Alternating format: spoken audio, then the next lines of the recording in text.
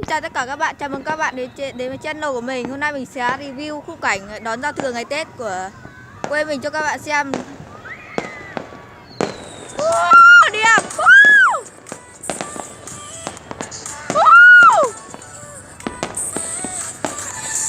Đẹp các bạn nhìn thấy đó, rất đẹp luôn.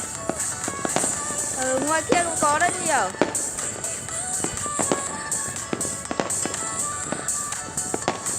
Wow, đẹp.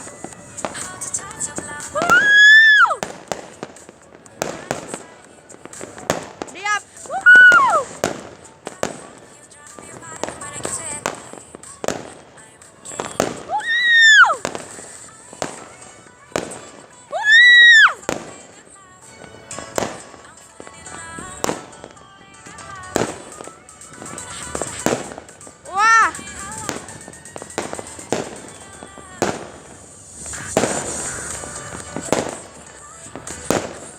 Vãi lều.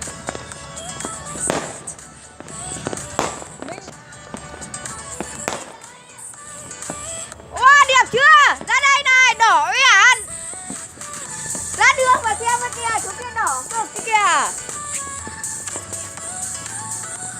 Đỏ vai đái. Cái gì đỏ hết trời rồi. Wow, what the fuck? Wow, đẹp.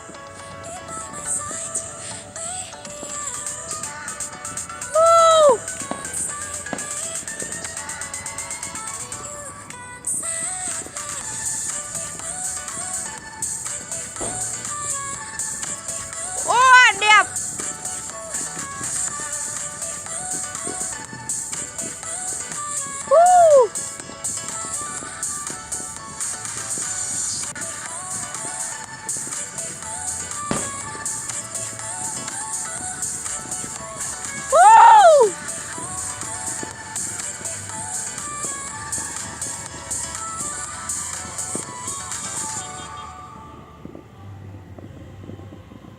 Đẹp vãi cứt.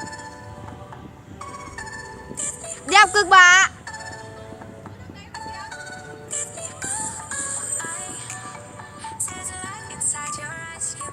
Đỏ trên bầu trời.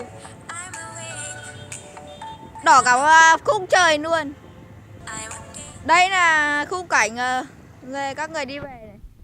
Rất nhiều người.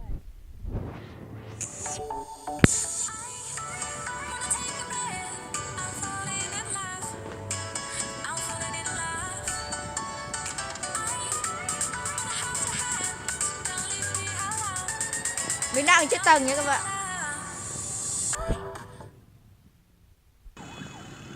Người đi về rất là đông các bạn ạ. Đấy, những cái trắng trắng ấy là người đi về.